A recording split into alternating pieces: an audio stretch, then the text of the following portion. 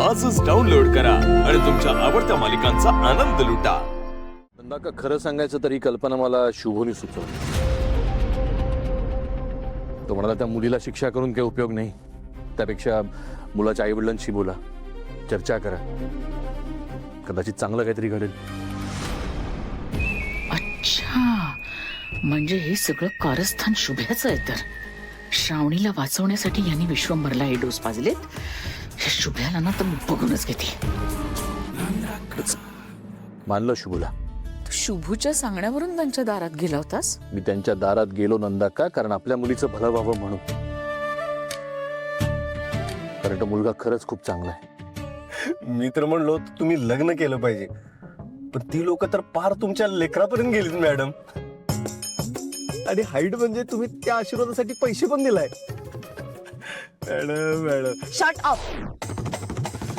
चंप्या बावळट, बिनकलेच। अरे काय पृथ्वी, बायको बरोबर काय डिस्कस करत होतास? तुला काही प्रॉब्लेम आहे का? नाही नंदा का, मला काय प्रॉब्लेम असणार आहे? ते ऑफिसचं एक काम आठवलं होतं ना, ते डिस्कस करत होतो आम्ही। अच्छा,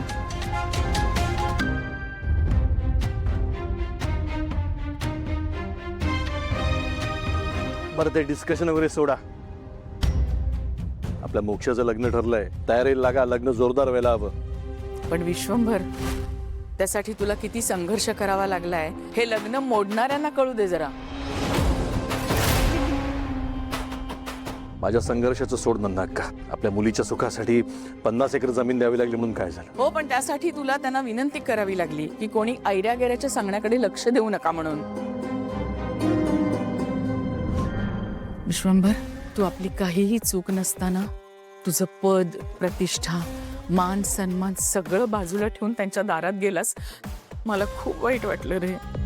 काय करणार नंदा का, आपलंच नाणं खोटं असल्यावर शर्मिनी मान खाली जाणारच ना। पण समाधान एका गोष्टीचं आहे की मोक्षाचं भलं होत आहे आणि तिच्या सुखासाठी मी काहीही करायला तयार आहे। पण जिच्यामुळे लग्न मोडलं होतं ती जर का पुन्हा असं वागली तर तिच्यासाठी या घराची दारं कायमची बंद असतील।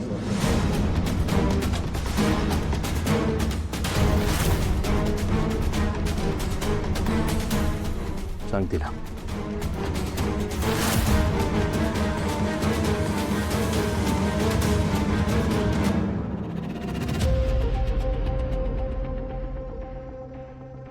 भैया काय म्हणाला ऐकलंस ना? त्यामुळे जरा सांभाळून राहा। तू त्याच्यासाठी असून नसल्यासारखी आहेस, समजलं?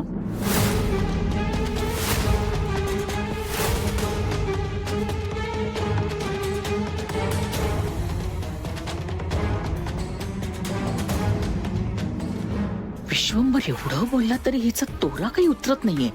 या शुभ्यानेच तिला चढवून ठेवलं असणार।